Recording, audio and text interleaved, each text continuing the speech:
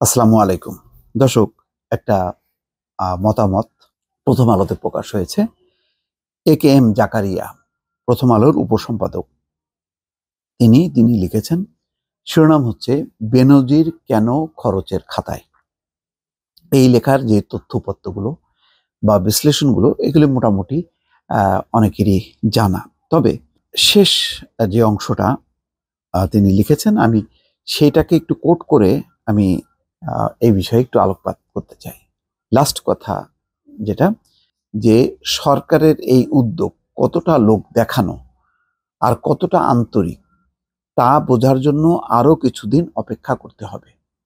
সরকার কাদের বিরুদ্ধে ব্যবস্থা নিচ্ছে আর কাদের ব্যাপারে চুপ থাকছে সেদিকে খেয়াল রাখলেই বিষয়টি পরিষ্কার হবে। তো এটা বলার কারণ আছে, যেমন দেখেন, আরেকটা অংশ আমি বলি, সরকার বা দলের বড় কোনো স্বার্থ ছাড়া বেনজিরের বিরুদ্ধে এমন একটি অবস্থান নেওয়ার কথা নয়। কোনো বিরোধ বা সম্ভাব্য বিশৃঙ্খলা রোধের চেষ্টা থেকে এমন একটি কঠিন রাজনৈতিক সিদ্ধান্ত নেওয়া হয়ে থাকতে পারে। তার মানে দর্শক বুঝতে পারছেন যে কেন হঠাৎ করে বেনজির এবং আজিজের প্রসঙ্গটা সামনে আসলো।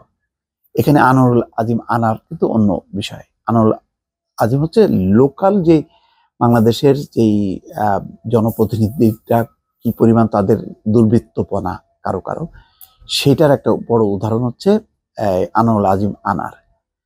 এটা হচ্ছে সীমান্তে চোরাচালান যে সিন্ডিকেট, সেই সিন্ডিকেটের তিনি হচ্ছেন নেতা। অনেক দিন থেকেই সেটা নিয়ে বিরোধ, ভাগবাটোয়ারা এবং তিনটা গোলমেলে নির্বাচনের প্রতিনিধি, 14, 18, 24, ওইটা অন্য। কিন্তু বেনজির এবং আজিজ এটা খুবই সিগনিফিকেন্ট। এই দুইজন শুধু দেশে না, বিদেশে আন্তর্জাতিক অঙ্গনে বিতর্কিত। আন্তর্জাতিক গণমাধ্যম, আল জাজিরা, ইউরোপ, আমেরিকা তাদেরকে চিহ্নিত করেছে, নিষেধাজ্ঞা দিয়েছে। এখন সরকার এখান থেকে কি ফায়দা তুলতে চায়? ফায়দা তুলতে চায় দুটি, যেটি আলোচনায় আসছে, যে সরকার এখন যে অবস্থানে আছে তার মূল সমস্যা রাজনৈতিক প্রতিপক্ষ বিএনপি না, বা রাজনৈতিক কোনো পরিস্থিতি না। এখন টিকে থাকা তার হচ্ছে লড়াই, এবং সেই টিকে থাকতে গেলে তার দরকার হচ্ছে টাকা, ক্যাশ, হার্ড ক্যাশ নেই। বাংলাদেশ ব্যাংকের রিজার্ভ কমে যাচ্ছে, ব্যাংকগুলোর অবস্থা খারাপ, শেয়ার বাজার তো আগেই ধসে গেছে। তো এখন এই অবস্থা টিকতে গেলে তার আন্তর্জাতিক সহায়তা দরকার। এই আন্তর্জাতিক সহায়তা হলে কিছু দেশ, কিছু প্রতিষ্ঠান, সেই সব প্রতিষ্ঠানগুলো আবার দুর্নীতির ব্যাপারে খুবই সোচ্চার। তারা যদি মনে করে যে না, সরকার দুর্নীতিকে লালন পালন করছে, প্রশ্রয় দিচ্ছে, তাহলে তারা সেখানে দিবে না। তারা মনে করবে যে এই টাকাটা দেয়া মানে হচ্ছে এটা ড্রেনেজ হবে। তো সুতরাং তারা আগ্রহী হবে, এবং তারা সহায়তার শর্ত হচ্ছে দুর্নীতি রোধ করতে হবে। তো সরকারকে তো দেখাতে হবে। আবার মার্কিন যুক্তরাষ্ট্রের নিষেধাজ্ঞা, তারা বলছে যে এই দুর্নীতি গণতন্ত্রকে ক্ষতি করছে, প্রতিষ্ঠানকে ক্ষতিগ্রস্ত করছে, সুশাসনকে বাধাগ্রস্ত করছে। তো সুতরাং সরকার আন্তর্জাতিক অঙ্গনকে খুশি রাখা আর দেশের অঙ্গনে দুর্নীতির যে মহোৎসব, যেটা আনোয়ারুল আজিম আনারের মধ্য দিয়ে প্রকাশ পেল, সেটা রাশ টেনে ধরা। এই দুর্নীতি অর্থাৎ অর্থনৈতিক সংকটের সময় দুর্নীতি বিরোধী অভিযান দিয়ে সরকার প্রমাণ করতে চাচ্ছে যে সে দুর্নীতিকে প্রশ্রয় দিতে চাচ্ছে না, আন্তর্জাতিক অঙ্গনে বাংলাদেশের ভাবমূর্তিকে ভালো করতে চাচ্ছে।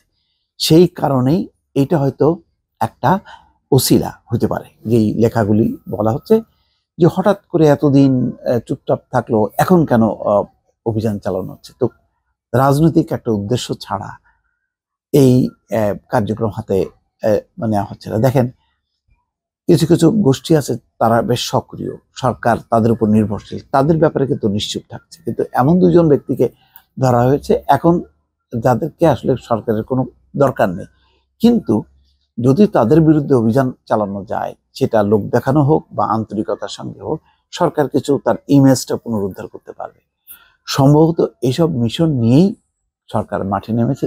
এই কারণেই প্রথম আলোর যে জাকারিয়ার লেখার লাস্ট লাইনটা কিন্তু পরিষ্কার, মানুষও কিন্তু মনে করছে যে এটা হচ্ছে আইওয়াশ, এটার উপরে যে খুব আস্থা রাখা যায়, এইটাই সরকার মানে এই ঘটনার মধ্য দিয়ে খুব পরিষ্কার করতে চায়। যেটা ওবায়দুল কাদের বলছে যে মানে দুর্নীতির ব্যাপারে জিরো টলারেন্স কোনোভাবেই সরকার প্রশ্রয় দেবে না, সেইটা সম্ভবত না। এবং এই কারণে একটা জনমনে যে বিভ্রান্তি আছে, জনগণের মধ্যে যে নানা রকম সন্দেহ আছে, সেই সন্দেহের বিষয়টি কিন্তু ওই জাকারিয়ার লেখা লাস্ট লাইনে পরিষ্কার, যে কতখানি আন্তরিক, কতখানি লোক দেখানো, সেটার জন্য অপেক্ষা করতে হবে।